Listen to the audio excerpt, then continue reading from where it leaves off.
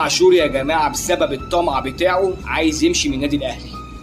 امام عاشور يا جماعه عمال يلح على اداره النادي الاهلي ويقول لهم لازم تعدلوا العقد بتاعي. يكلموه يفهموه يا ابني انت ناقص لك في العقد بتاعك 3 مواسم.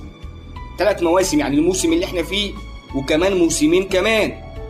مش قادر يفهم، يقول لهم لا العقد بتاعي لازم يتغير. شوف زيزو بياخد كام، شوف تريزيجيه بياخد كام. يا ابني زيزو اما الاهلي جايب اللاعب فري، ما دفعش فيه 3 مليون دولار زي ما اتدفع فيك لنادي ميتلاند الدنماركي. زيزو كان جاي فري. عمالين نفهم فيك ما تخليش الطمع يعمي عينيك يا امام. الطمع لو عمى عينيك هتخسر الاهلي وهتخسر جمهور الاهلي، ومش هتلاقي نادي زي النادي الاهلي.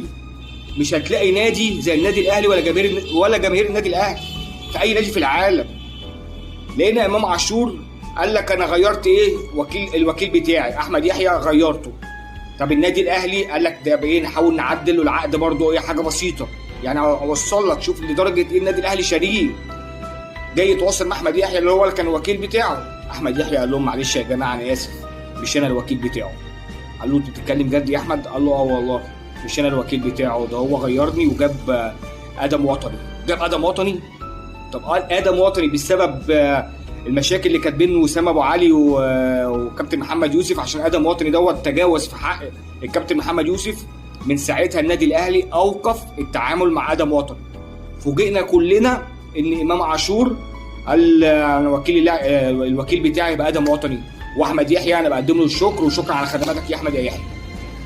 اللي انت بتعمله ده يا امام انت عارف ان ادم وطني النادي الاهلي واقف التعامل مع ادم وطني خالص.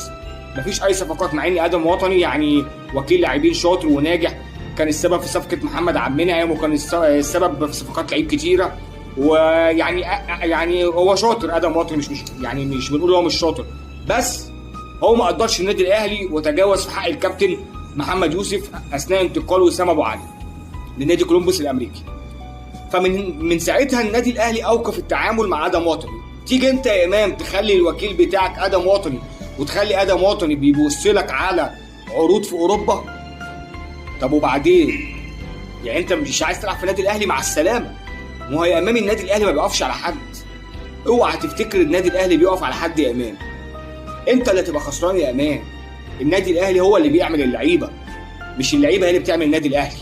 وكمان يا امام انت محسسنا ان انت بتلعب في النادي الاهلي ببلاش. يا ابني انت بتقبض ملايين. يعني مش عارف الطمع اللي عامي قلوبكم وعامي عيونكم، انتوا بتقبضوا ملايين. يا عم ممكن تيجي مثلا في اخر موسم تطلب تعديل العقد اللي هي في اخر السنه يبقى فاضل السنه